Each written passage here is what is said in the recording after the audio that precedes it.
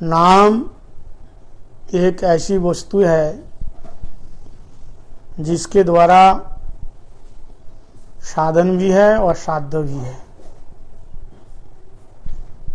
नवविधा भक्ति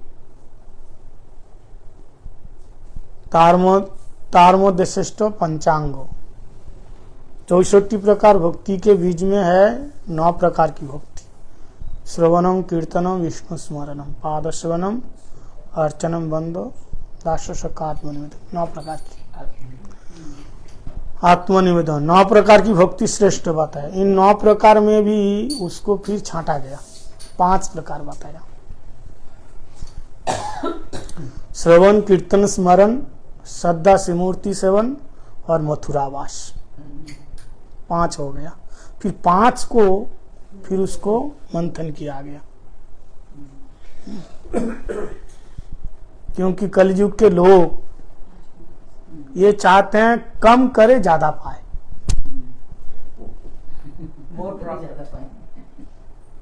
कम करो ज्यादा पाओ। तो बोले महाराज जी सतयुग में इसका उल्टा है। हाँ, ज्यादा करो कम पाओ। कहता है कलयुग के लोग सबसे ज्यादा बुद्धिमान है।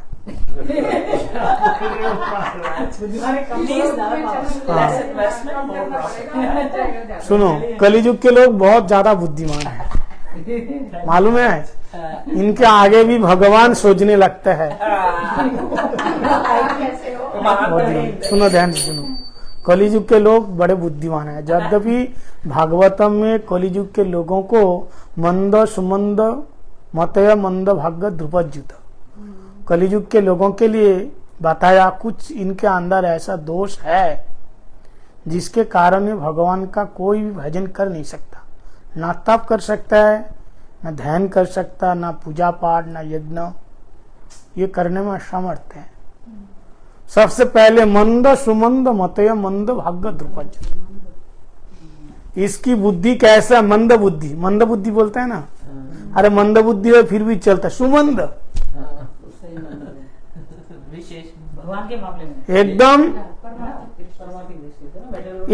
सुनो, मंद सुमंद मतय, सुमंद मतय मतलब इतना मंद बुद्धि है, इतना मंद बुद्धि है, मंद बुद्धि को जोड़ देने के लिए सुमंद बताया। सु शब्द का प्रयोग हुआ, उपसर्ग का प्रयोग हुआ। जैसे पानी, शुद्ध पानी, उसको और शुद्ध बोलोगे तो कैसे बोलना पड़ेगा? विशुद्ध पानी। मतलब उसमें कोई मिलावट का कोई गुंजाइश नहीं है, बिल्कुल प्योरिटी। मंद सुमंद बोले, मंद बुद्धि तो है लेकिन मंद बुद्धि में भी श्रेष्ठ मंद बुद्धि है। हाँ, श्रेष्ठ मंद बुद्धि सुमंद होता है। यहाँ तक कि मुसलमान लोग तो समझदार को अक्लमंद कहते हैं। हाँ, अक्लमंद, जिसकी अकल मंद है बड़ा समझदार है। हाँ, तो सुमंद मतया, सुमंद तो ये बताया, ये तो एक गुण है। और अल्प आयु अल्प मेधा, इसकी आयु कम है, बुद्धि भी कम है। तो ऐसी परिस्थिति में भगवान ने देखा इसके लिए क्या किया जाए। 64 प्रकार के भक्ति के अंग ये जाजन नहीं कर पाएगा, और नवविधा भक्ति ये भी पालन नहीं कर पाएगा, 5 प्रकार की भक्ति ये भी नहीं कर पाएगा। तो अंत में श्री चैतन्य महाप्रभु ने कहा केवल नाम संकीर्तनम विजयते, केवल नाम संकीर्तन करो, कीर्तन करो। केवल कीर्तन करने से ये 64 प्रकार के भक्ति उसके अंदर अपने आप आ जाएगा। श्रवण कीर्तन स्मरण के अंदर सारे भक्ति उसके अंदर समाहित है, केवल कीर्तन करो। इसलिए भागवतम के शुरू में, मध्य में और अंत में नाम संकीर्तन की महिमा कहा है। अंत में कहा नाम संकीर्तनम जस्सः सर्व पाप प्रनाशनम प्रणाम दुख शमनस तम नमामि हरिम परम। नाम संकीर्तनम जस्सः, जिसका नाम संकीर्तन लेने से सारे पाप दूर हो जाते हैं। सर्व पाप प्रनाशनम प्रकृष्ट रूपे न नाशनम, विशेष रूप से नाश हो जाएगा। एक तो नाश होता है, उगने का चांद होता है ना, और एक होता है विशेष रूप से उसको उखाड़ के फेंको, कभी उगेगा नहीं वो। ऐसा नाम संकीर्तन की महिमा है। नाम संकीर्तनम जस्ट जस्ट, जिसका श्री कृष्ण का नाम संकीर्तन से क्या होगा? सर्व पाप प्रनाशनम, सारे पाप दूर होगा।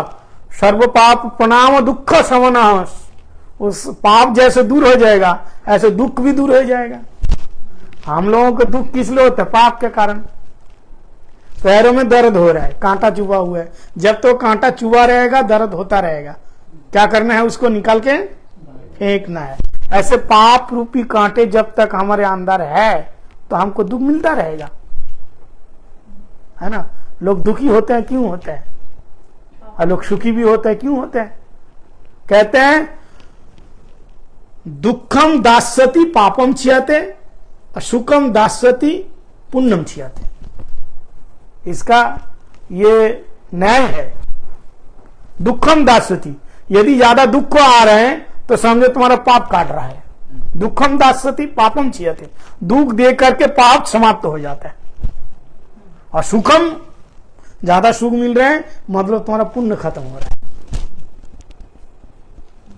सुखम दास्यति पुण्यम छियते, तुमने जो पुण्य किया है उसको कैसे नाश करोगे? पुण्य का, हाँ, उसको सुख मिलेगा। सुख भी भोगना होता है, दुख भी भोगना होता है ना। बढ़िया तुम्हारे जेब में बहुत पैसा खचाखच भरा हुआ है तो कैसे करोगे खर्चा? बड़े होटल में जाओ, बढ़िया खाओ, सुख भोग कर, पैसा खर्चा हो जाएगा, हाँ, खर्चा हो जाएगा। तो दोनों परिस्थितियों में क्या है? कहते कोई भगवान का भजन करते हैं तो परिपूर्ण रूपे न दुखम दास्यति, उसका दुख दूर हो जाता है। प्रणाम दुख शमनस तम नमामि हरिम परम।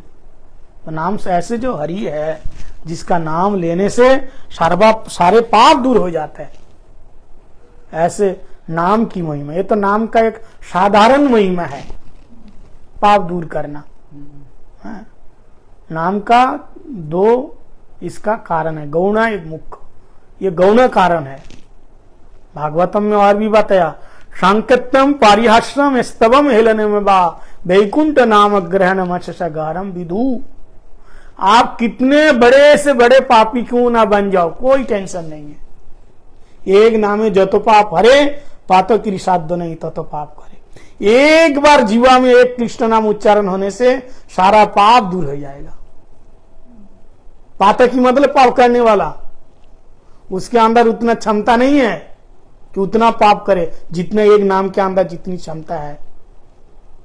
तो आप कहोगे महाराज ये तो बहुत अच्छा है, पाप करो एक बार कृष्णा बोल दो, हो जाएगा, है ना। ऐसा नहीं। 10 प्रकार नाम अपराध में एक नाम अपराध है, नाम वाले पाप बुद्धि। ध्यान से सुनो, नाम वाले पाप बुद्धि, नाम के बल पर पाप करना एक प्रकार अपराध है।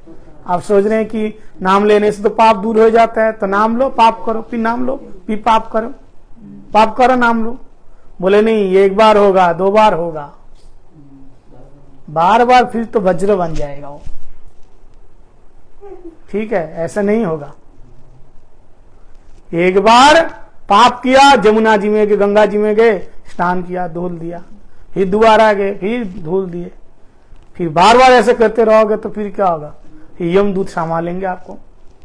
जमुना जी नहीं, उनका जो भाई है ना, जमुना जी ने कहा 1-2 बार के लिए मैं हूं और बार बार के लिए मेरे भैया है। कौन है उसका भाई? कौन उसका भाई? जमुना जी का यमराज है। बोले मेरा भाई है, 1 बार 2 बार के लिए मैं हूं। कहा भी समझ में आया, वो पहले समझ में आ गया था बोलने से पहले। हाँ सुनो, तो बार बार नहीं करना है ना। सुनो, ध्यान से सुनो, बार बार नहीं करने का, कहने का मतलब है नाम वाले पाप बुद्धि। एक नाम में इतनी शक्ति होती है, कहने का नाम की महिमा बता रहे, लेकिन वो साधु संग कृष्ण नाम है ना। नाम तुम स्वतंत्र रूप से लोगे, इसलिए लोगों को तो समझ में नहीं आता है। नाम लेने का मतलब है वैष्णव अनुगत्य में नाम लेना है। बहुत से आजकल देखो, बहुत से संस्थाएं हैं गायत्री का, सब स्कूल में भी गायत्री का ओम भूर्भुवः से स्कूल में वो स्टॉप हो गया, ऐसा हो गया। किस किस को मना करोगे? हाँ, पहले ये वेद का मंत्र है, ऐसे उच्चारण नहीं होता था। ये गोपनीयम गोपनीयम सदा गोपनीयम होता था, लेकिन आप किताब में मिलते हैं, आप पढ़ लो, याद कर लो। हम लोग जाते हैं ना भक्तों के घर में, किसी के छोटा सा बच्चा लेकर आते, महाराज ये आपको गायत्री मंत्र सुनाएंगे। तो मैंने कहा सुनाने का काम तो हमारा है, उसका क्यों है? गायत्री मंत्र सुनाने का काम गुरु का है, लेकिन गुरु से पहले चला सुना दे रहे हैं गुरु को। लो महाराज ये गायत्री याद किया, आपको सुनाएंगे। तो ये काम तो गुरु का होता है। गायत्री मंत्र तो गुरु के कान, गुरु चले के कान में डालेंगे ना, लेकिन नहीं, गुरु आते ही चला कान में डाल दिया, सुन लो। मैं नहीं आप ये परिस्थिति, ये बहुत अच्छा गायत्री गाता है। हाँ बताइए, तो ये आजकल की परिस्थिति। अब देखो कौन किसको बोलेगा? शास्त्र की बात आप बता नहीं सकते, शास्त्र में लिखा हुआ है। और ये बता दो कि औरतें नहीं बोल सकती हैं तो हो गया पूरा। अभी तो बहुत, क्यों नहीं हो सकता? गायत्री माता है, हम एक माता है, हम क्यों नहीं कर सकते? ऐसे ऐसे जवाब है। सुनो, बात सुनो, बाद में। तो ऐसा ये परिस्थिति है, समझ में आया? तो कहने का मतलब ये है, नाम की इतनी बड़ी महिमा है, नाम की इतनी बड़ी महिमा है कि इस नाम के बल पर पाप करने से, पाप बार बार वैष्णव के अनुगत्य में, वो जो एक नाम है ना, उसके बगल में और एक का, एक नाम है जो तो पाप हरे पातक की श्राद्ध नहीं तो पाप करे। मतलब एक नाम में जितनी शक्ति है, पातक की मतलब पाप करने वाला, उसके अंदर उतनी शक्ति नहीं है कि वो पाप करे। फिर दूसरे लाइन में कहा, कोटि जन्म करे यदि श्रवण कीर्तन तथापि ना पाए कृष्ण पदे प्रेमदम। करोड़ों जन्म तक कृष्ण नाम संकीर्तन करो, फिर भी प्रेम नहीं मिलेगा। लोग क्या बात है? कोटि जन्म करे यदि श्रवण कीर्तन, करोड़ों जन्म तक करने पर भी मिलेगा नहीं। मनमानी भक्ति करोगे, उत्पातई रैव केवलम पंचरात्रि विधि बिना, शास्त्र के हिसाब के नहीं जाओगे, मनमानी करते रहोगे तो मिलेगा नहीं। आप मनमानी, आपको तुम्हारे बुद्धि में कुछ आया, नहीं मेरा मन तो ऐसा मानता है। अरे कोई गुरु बोल रहा है, वैष्णव बोल रहे हैं, नहीं मेरा तो मन ऐसा बोल रहे हैं, मैं तो ऐसी मानती हूं, क्योंकि पढ़े लिखी है, पढ़ा लिखे लोग हैं, वो तो अपनी बुद्धि चलाएंगे। इसलिए भागवतम में कहा, नो बुद्धिया नो च टिकया चा भक्ता भागवतम गायम। तुम अपनी बुद्धि विद्या टीका वहां लगाओगे, वहां नहीं चलेगा। समझ में आया? अपनी बुद्धि विद्या टीका लगा के, हम लोग वही तो करते हैं, हमारी जड़ बुद्धि है, सोचते नहीं ऐसा नहीं होना चाहिए, ऐसा होना चाहिए।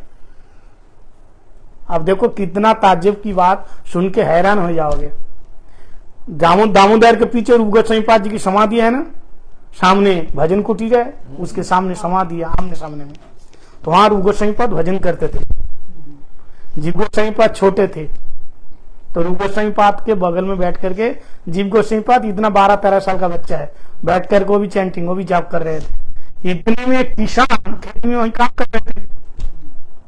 तो अभी तो जैसे इतने सारे घर बन गए, पहले जो कुटिया बना के रहते थे, बाबा लोग ही रहते थे। वृंदावन मतलब बाबा लोगों का स्थान है, साधु का स्थान है वृंदावन। मथुरा में लोग रहते थे, वृंदावन में केवल बाबा लोग रहते थे। तो एक कोई किसान वहां खेती कर रहा था, तो उसको प्यास लगी, बड़ा ध्यान से सुनना, प्यास लगी और वो देखा बहुत बड़ा पेड़ है, उसके छांव में कुटिया है, सोचा कि पानी वहां मिल जाएगा। तो वहां आए तो देखा 2 बाबा, एक बड़ा बाबा एक छोटा सा बच्चा, वो बैठ के जाप कर रहे हैं। तो उसने जीव गोस्वामीपाद जी से उनसे कहा कि मुझे पानी पिला दो। मुझे पानी पिलाओ, तो आप लोगों के हिसाब से क्या करना चाहिए बताइए? पिलाना चाहिए। पिलाना चाहिए कि नहीं? पिलाना, हाँ पिलाना चाहिए। ये तो 100 सभी लोग बोलेंगे पिलाना चाहिए। प्यासा को पानी पिलाना धर्म होता है। जीव गोस्वामी पाद नाम की माला यहीं छोड़ करके और उनको पानी पिलाया, उस किसान को पानी पिलाया।